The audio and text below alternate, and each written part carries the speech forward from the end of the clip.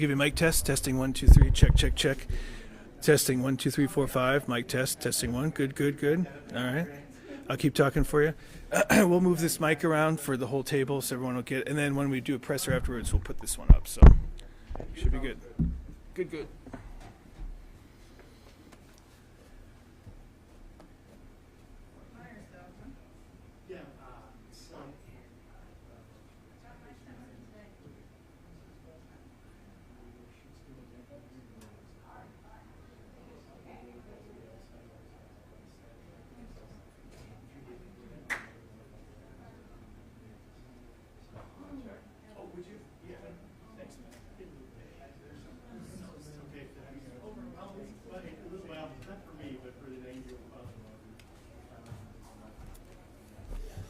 One, two, three, four, 5, 6, 7, 8, 9, 10.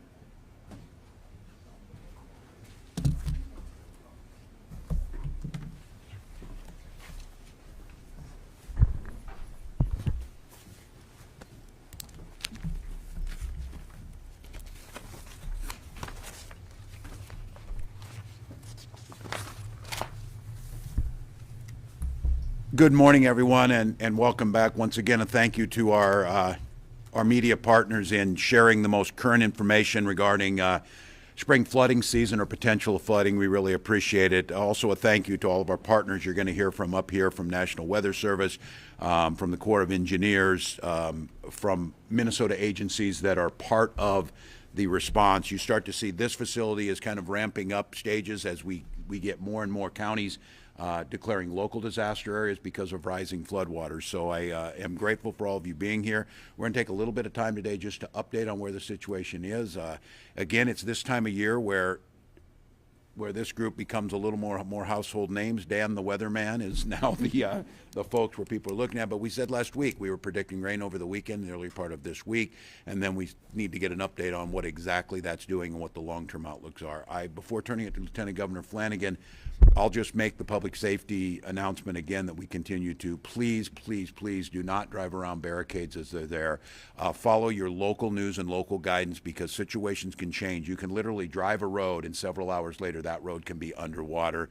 And as Mayor Kozlowski of Stillwater said, he said it's a real thing, is there's flood tourism. People are interested. They want to see the power of nature, and it is really something to see right now this time of year. I would just ask folks, be very careful, make sure you're staying back, certainly away from the water. A lot of our communities, Stillwater included, businesses are open, and they certainly welcome you there, but we need to make sure we're adhering to what's happening. And again, the situation can change really quickly. One big thank you, and as I turn to someone who was in the legislature when they were working now continuously almost for 10 years, the disaster contingency account that's now signed into law, replenished with money, letting our local partners know that is available for you to be able to access as the situations and the costs of spring flooding go on. So again, I will make the case that it is incredibly smart governance. It is a really responsible thing to do, and it responds to the changing nature of these disasters as they each take a little bit different road in each of our parts of the state. With that, I'll turn to Lieutenant Governor Flanagan.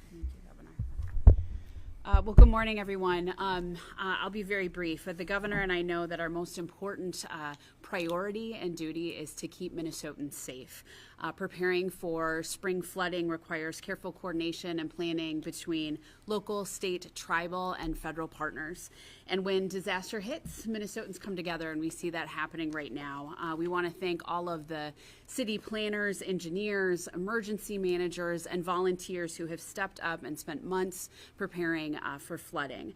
I'm also grateful, as the governor mentioned, to the entire legislature for recognizing really the need and the urgency to strengthen our state's disaster preparedness. By replenishing the disaster assistance contingency account, we're making sure that we're prepared to support communities across the state whenever and wherever natural disasters strike. So we're going to continue to work this session to pass a bonding bill as well that will invest in flood mitigation programs, which will save money and help to prevent disasters down the road.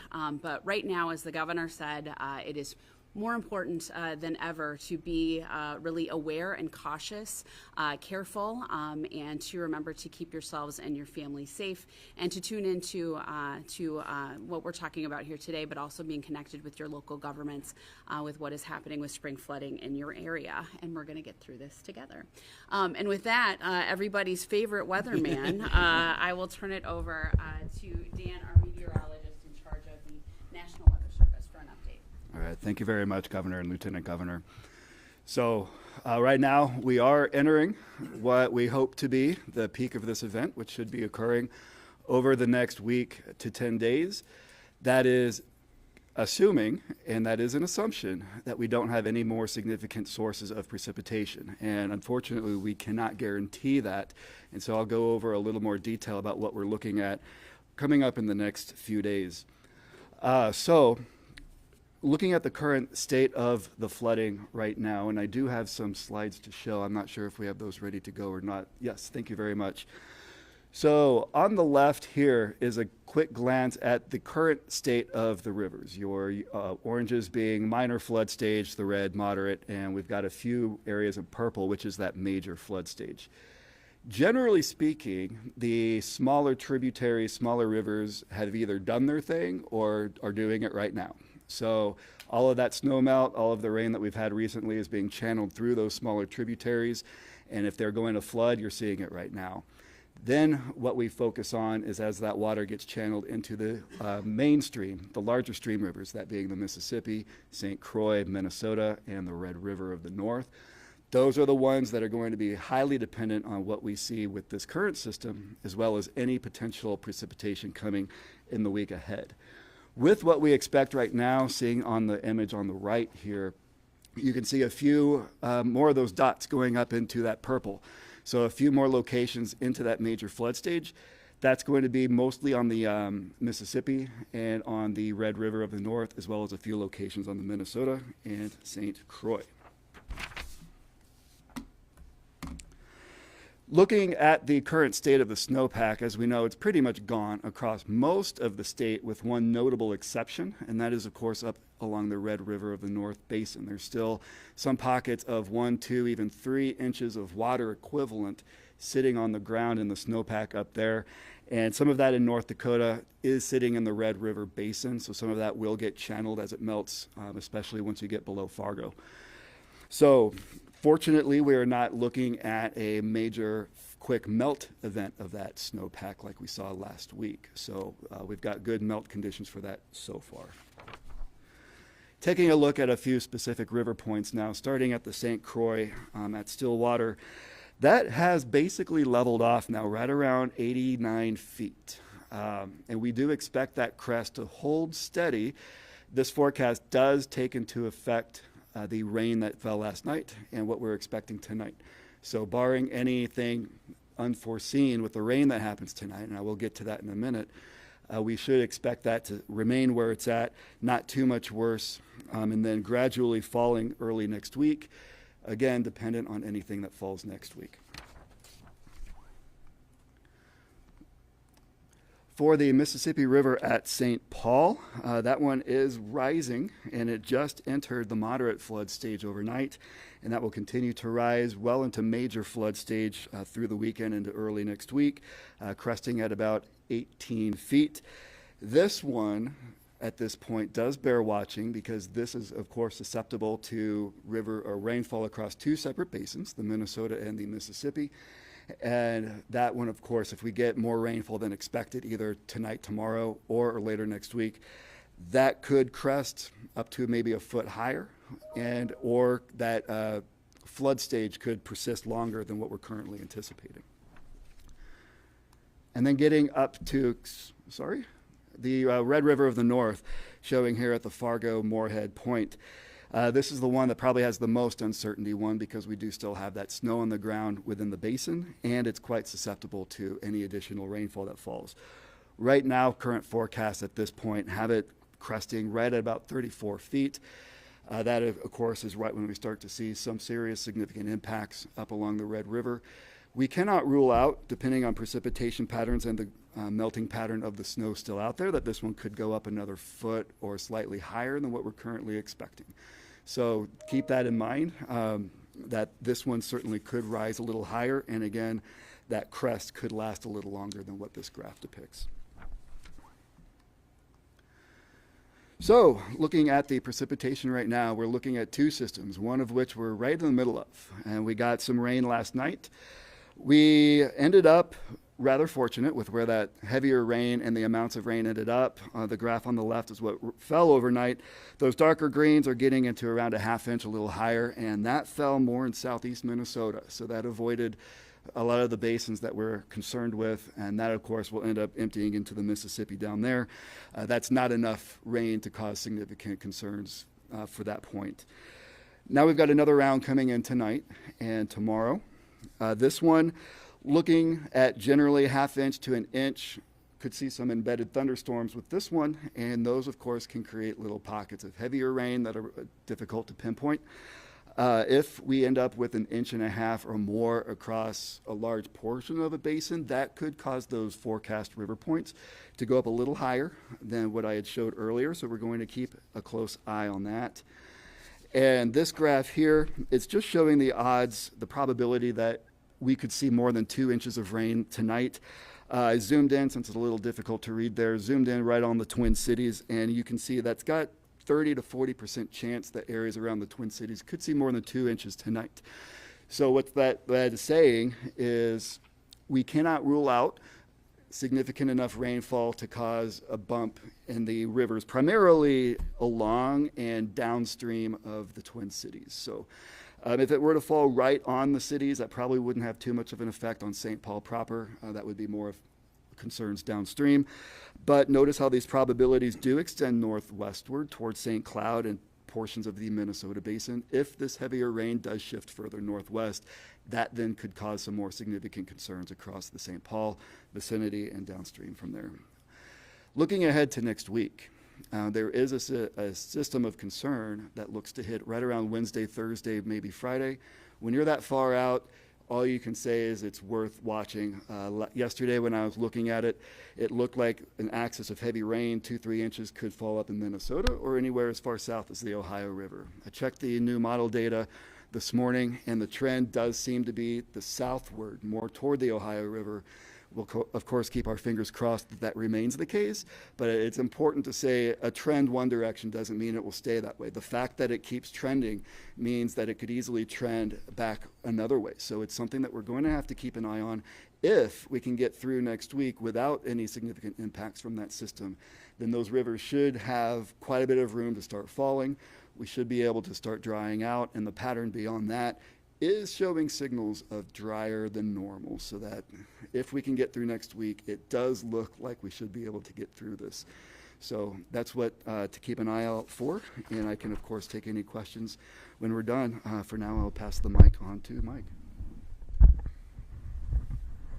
Thank you, Governor Walz, Lieutenant Governor Flanagan. My name is Mike Knuff. I'm Chief of the Engineering and Construction Division for the St. Paul District of the Army Corps of Engineers.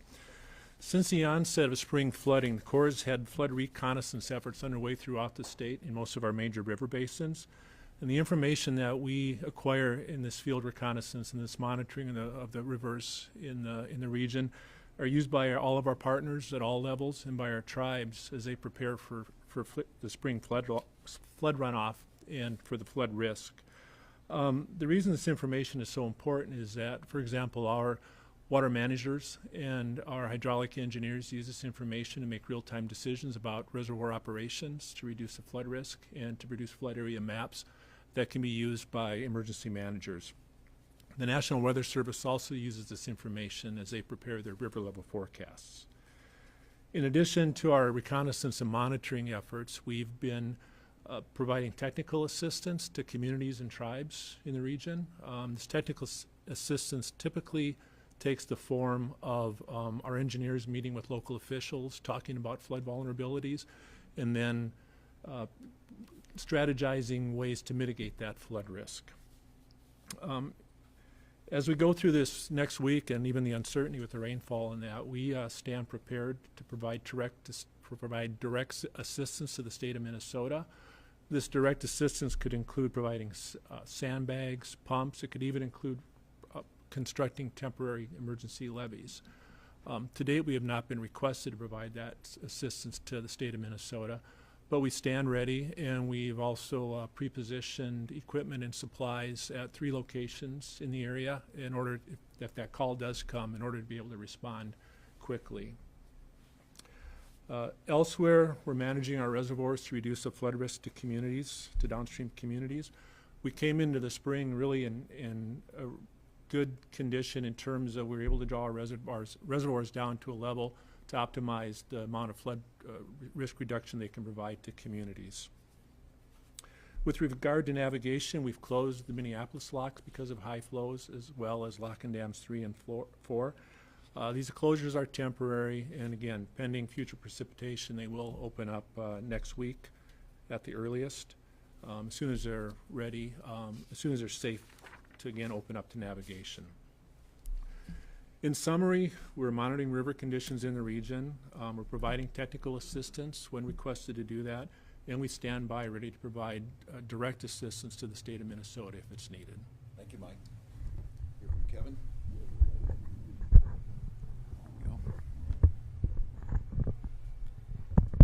Thank you, Governor. Thank you, Lieutenant Governor. Kevin Reed, the Interim Director for Homeland Security and Emergency Management. And interesting enough, this is Severe Weather Awareness Week, and today's topic was flooding. So it's perfect that we are here today to talk about this. And we are going to focus on the continuing efforts for this, what we call flood fight in Minnesota.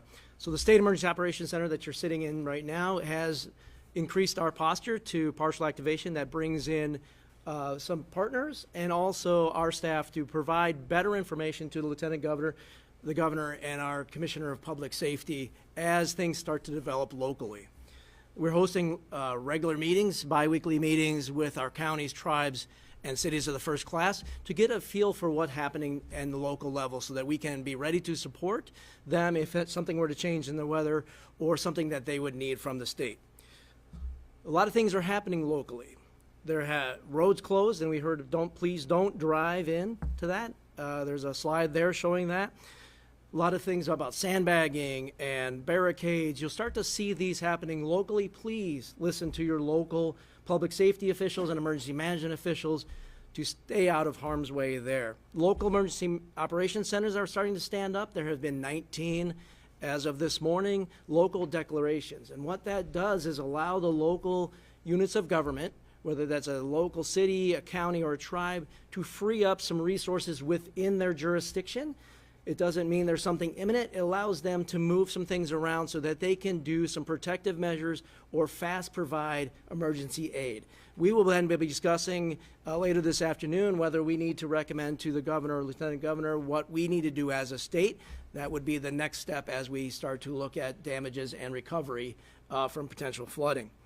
Our staff, our public assistance staff, is in contact with the counties, tribes, and cities to find out what they're looking at damage-wise so we can work at an equitable recovery as we get through this, hopefully within the next week or so.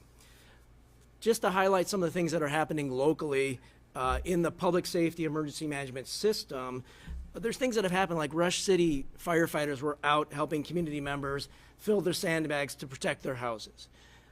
St. Paul has deployed a fire truck to help a wastewater plant in the treatment plant in the city.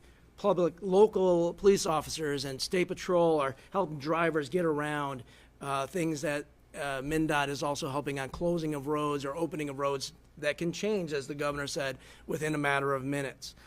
But it goes beyond just those partners. We really work with our state, our tribal, our local, and our federal partners to make sure other things can happen, like contacting XL Energy to have discussions about if people are flooded, how do they then, when they clean out their house, re-energize or turn energy up, because energy becomes an issue. We're working with not only XL, but also the Rural Co-op Association on how to restore power in after a flood and those things. Up in the Duluth area, the federal prison camp has had some inmate volunteers to fill sandbags, and they're doing about 2,500 per day in that area for local homeowners and or for critical infrastructure there to help out that.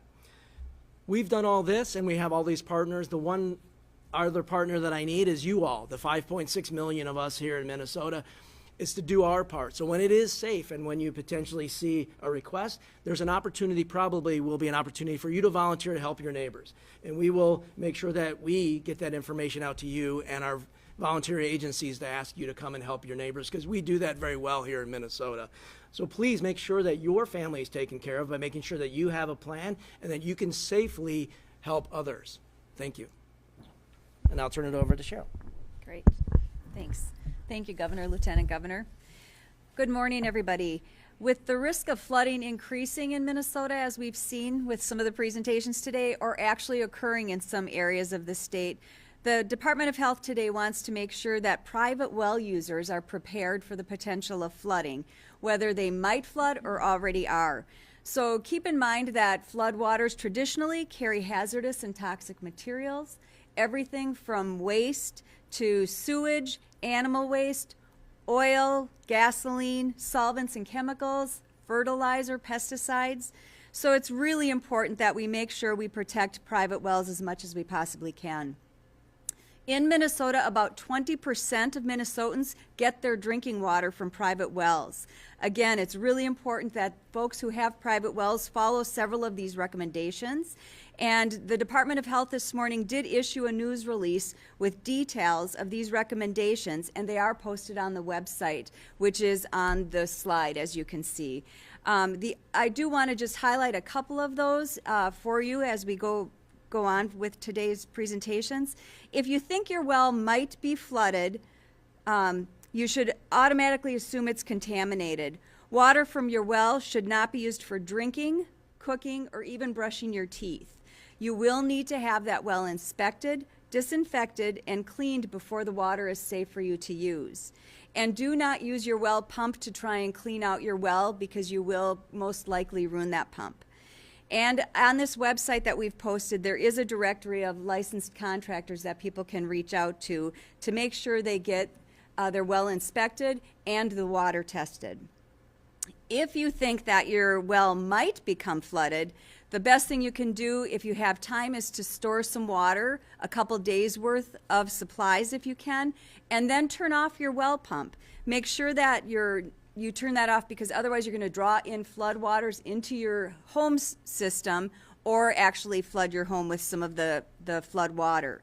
And then if you don't have much time, we've heard our presenters talk about how quickly water can rise. If you don't have a lot of time, what you should do is take plastic and cover the well, tape it with electrical tape, and what you're going to do there is possibly not keep everything out of there, but you will decrease the amount of water and the amount of debris in particular, and it will make cleaning your well a little bit easier in the future.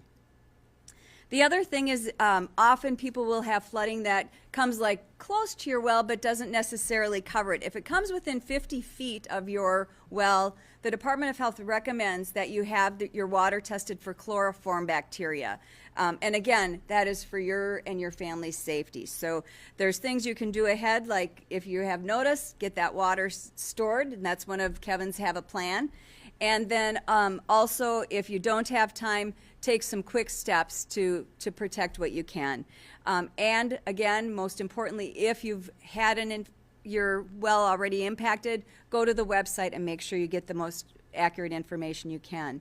The other thing I want to let folks know is that at the Department of Health, we have staff in regions throughout the state who work daily with our local and tribal public health partners, with the healthcare coalitions around the state, and our long-term care facilities. So the staff from MDH work with them to plan for these sorts of things, whether it's a potential for a long-term care facility evacuation and what we could do to support that, whether it's a healthcare facility, or whether it's your homes that need to have the support. So reach out if you have trouble getting through to the website or to the email. Always you can contact your local public health agency, who will connect you with someone at the Department of Health. So thank you, and stay safe. Thanks, Commissioner. I think we'll set up the podium to make ease of questions for the press. Thank you all. Good to see all of the background partners. Flood insurance, we get DNR out here, floodplain management, and now see Department of Health. Thank you so much.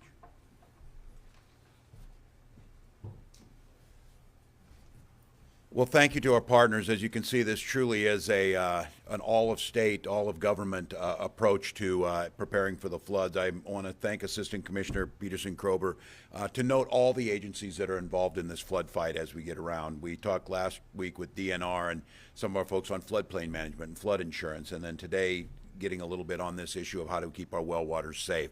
Again, Minnesotans, there's a lot of good information out there. We're right in the middle of this. The cadence of these briefings was thanks to the good predictions we have from the Weather Service about where we thought we would be today. I think it's going to be very important over the next coming days that we monitor very closely. Again, the situation can change pretty dramatically because of these incoming systems that potentially could be here. The good news is the preparation is done. We're ready to go.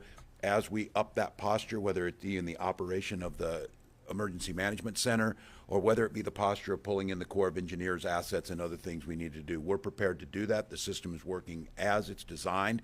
These local declarations are simply the process that are going forward. It's not to panic, folks. If it gets to the level where we do a state activation on these, once again, that's the process. So really grateful to the work that's been done here. Grateful to all of, I cannot say this enough, all of the counties out there, emergency managers are the most professional, seasoned folks you'll ever run into. They know how to do this incredibly well. They know their first job is keep folks safe. With that, we'd be glad to take any questions from this group. I really liked your tips on the wells. I come from a family that had a private well. And I'm just curious, if someone's well does get contaminated, do local health agencies provide that household with free drinking water? At this point, we've not had a request to do that. Again, often if it's to the point where the well is that impacted, folks have either stored things in advance, or if a larger community is impacted, we would be working with Homeland Security if it impacts a large community. At this point, though, we've had no requests for that. But it's not certainly off the table as we work with our partners. Director Reed, you mentioned that this afternoon you might be discussing recommendations with the governor. Can you tell us a bit more about what recommendations are being considered? Yes, so as the governor said, with the local declarations, we look at, they're starting to assess potential damage. And so we have a threshold to meet with FEMA for a presidential declared disaster. So what we will start to do is discuss with the governor's office on where we think we are, what that we would need to do, and what the declaration would do to activate us and provide state assets to respond to support the local. So that's the steps that we take to do that. And that's just the system being the system as we look towards recovery and potentially using, and thanks for the leadership from the governor on the disaster contingency account, whether that becomes from a governor's declared disaster or a presidential declared disaster, we will start those discussions, and that's really what we're doing right now. There's no doubt we got a lot of snow this winter. Are you guys running into anything maybe challenging, out of the ordinary because of all the snow, or is it pretty ongoing and normal this season? Seen a lot of ice dams. So yeah, this was quite an abnormal snow season. We ended up with about twice as much as normal. That's a significant amount. The main challenge was how quickly it all melted. Fortunately, we had a lot of antecedent conditions, including the drought from earlier last summer, that really helped that not be quite as bad as it could have been when that all melted. And what the snow melt from this past season is going to do, it's already done, except again for up along the Red River of the North. That's the only location left where we have a little bit left to go. But fortunately, as far as ice dams and that sort of thing, it didn't end up being as bad as it could have been, given how much snow we did have this past year. And talking about the drought, Mike, I know we talked in the fall about the Mississippi and how low the river levels were and how we had to make some changes there. How has the drought benefited the Mississippi in particular? Well, it certainly benefited the Mississippi. I mean, we were dealing with low water levels, especially in the lower portion of the Mississippi River. And all the snow that we had this year, as much of a hassle it was, it certainly helped replenish the streams and the Mississippi River as well. So hopefully it'll be very good going forward for navigation. We won't have issues like we had last summer and fall. I think with that said, for some people, this flooding maybe isn't necessarily in context because of how low of a starting point we were at with the drought. Have you ever seen a swing like we've seen from, I mean, we crested at like 7 feet on the Mississippi in St. Paul last year. I mean, have you ever seen a year-to-year swing like we've seen this year? And I'm curious as to just what that means when you look at that data and what it tells you. Yeah, I don't know about so much this year, or I'm not sure about so much up here, but again, on the lower Mississippi River, 2011 was a huge flood year. That was the year Minot flooded, and we had flooding all through the region up here, and flooding in the lower Mississippi River. And then by 2012, they were in severe drought, similar, almost as bad as they were this year. So yeah, this swing is not that uncommon. And then another question for maybe the two of you. I mean, we're talking about all these numbers, trying to put it in context for folks, right? Are there areas maybe that you're monitoring where, you're seeing, okay, we could potentially see some, homeowners or businesses that are dealing with impacts of floods? I feel like so far it's been pretty minimal here in the Twin Cities. What are the areas maybe you're looking at where people should at least be, alert, like, hey, I could be dealing with some rising water here?